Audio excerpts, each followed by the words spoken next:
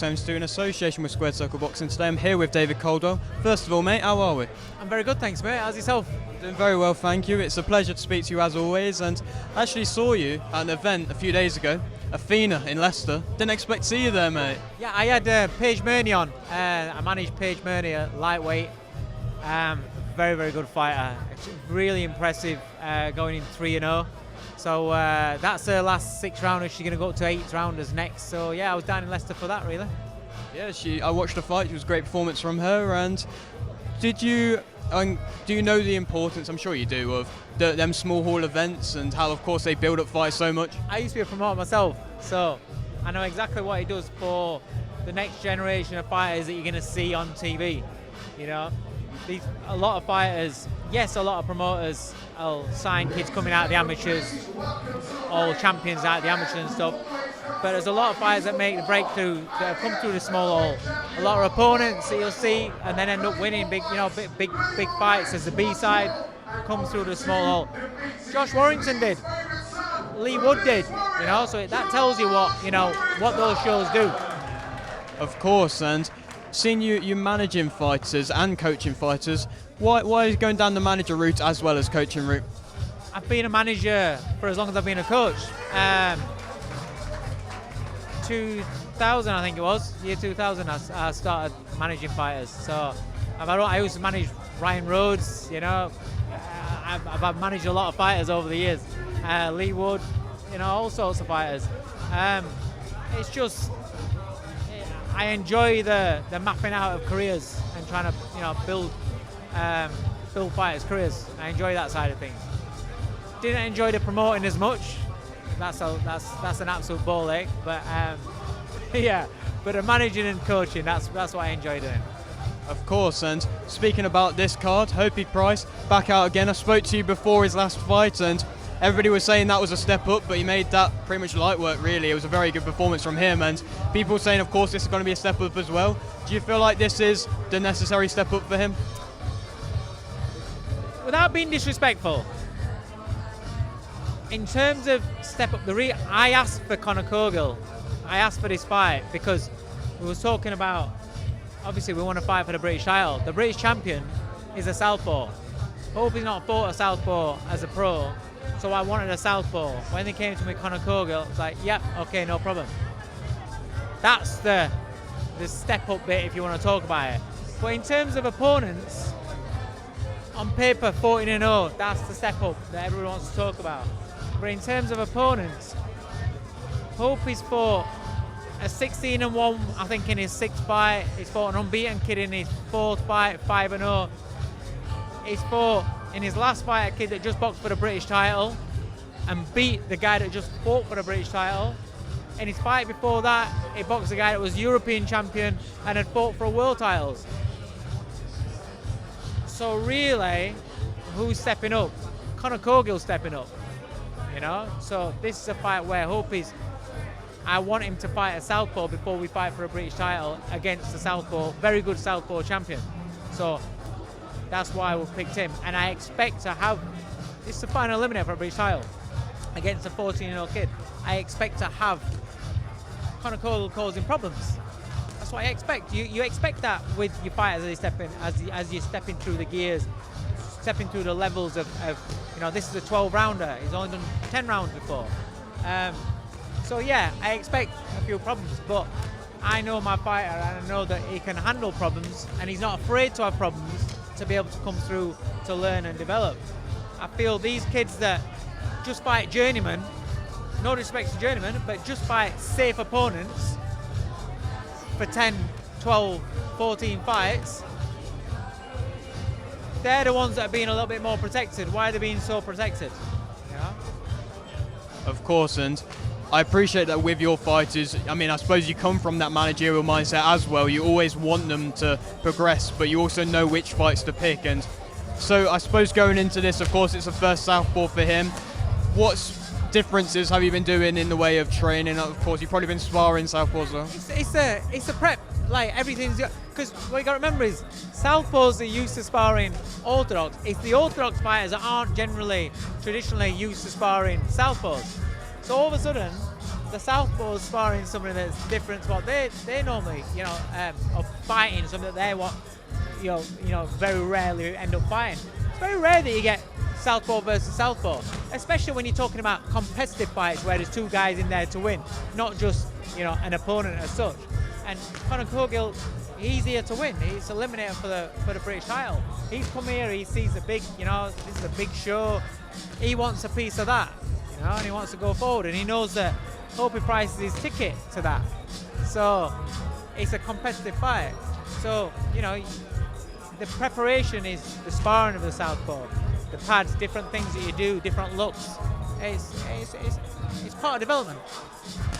Just a bit of a different question. Would you say that the English kind of level and British level of fighters is that the best it's ever been at? In the way of the way that they're fighting and the ability that they have?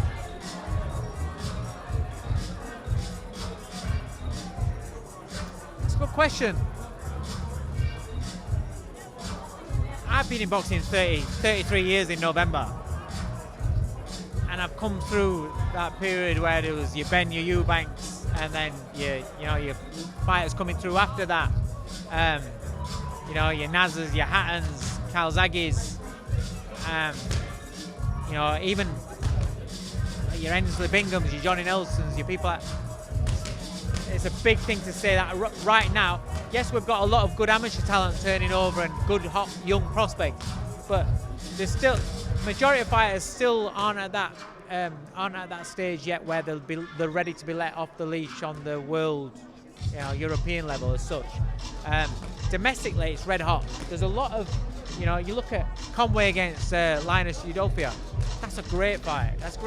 Hope against Cogill, a good domestic fight. There's a lot of good domestic fights to be made if the management, trainers are willing to make them. A promoter can try and make a fight, but if somebody's saying, "Oh, he's not ready for that yet," I want to, swerve that one at the moment, the fights don't get made. But fights like that, as long as promoters don't ditch, it's like Conor Cogill, 14-0. I expect him to get beat. That's not being arrogant. I believe in my fighter. But he gets beat, he becomes 14-1. He deserves to be brought back and brought through, just like any fighter that's risking the record. The problem is, the reason why fighters don't want to risk the record is because promoters ditch them when they get beat. Now, don't get me wrong, he's not promoted by Eddie, but what happens a lot is you might sell 200 tickets when you're winning, then you get beat, all of a sudden you're selling like 80, 90, and that's a reality of so it's not just promoters, it's also, your fans as such. And that's which is why it's like certain fighters like your Josh Warringtons and people like that, they can have a loss, still come back and bang out arenas. That's when you've got a good hardcore group of fans there. Do you know what I mean? Of course, and like you said, you've been around the sport for a long time, but have you ever seen fighters where they have all the ability, they're amazing, but they just can't sell enough tickets, and how frustrating can that be? Yeah. I've had them.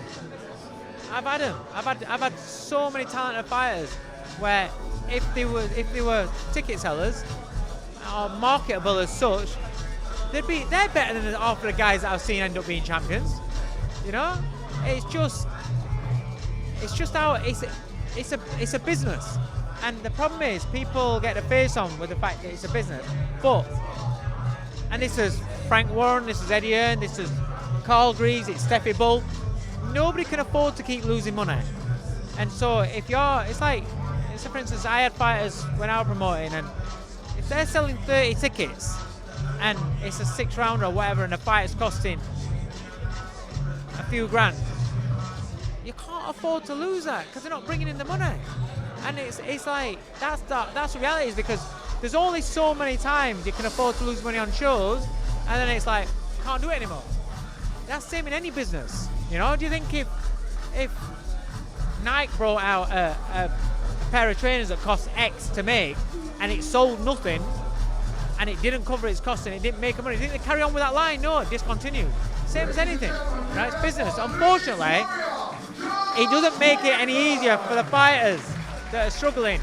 And that's the problem. It's not football. We don't get a guaranteed wage. We don't. You know what I mean? So it's difficult, but I don't know the solution to it other than the 10,000 people that turn up in arenas on big shows. How many of them go to the small old shows as well? You know, it's like that. You get an AJ fight, 80,000 people. Fury fight, 90,000, 80,000. But how many of them will go to Leicester, will go to Doncaster, will go to, you know what I mean? So that's where we are with the sport. It's just you got to keep going as best you can, really.